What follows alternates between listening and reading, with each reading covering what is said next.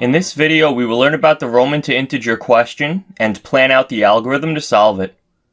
The question tells us that Roman numerals are represented by 7 different symbols: I, V, X, L, C, D, and M.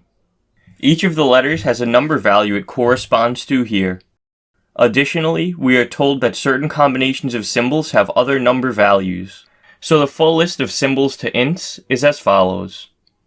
The problem asks us to write a program that converts a Roman numeral to an integer. To solve this problem, here's what I'm thinking. We will store each of the symbols and their corresponding integer values in a map. For each letter, we will check if it is a 2-letter combo or is a single letter, and assign it a numerical value based on that. Finally, we will add up the total value and return that at the bottom of our function. The end result will be a program that converts a Roman numeral string to its integer value.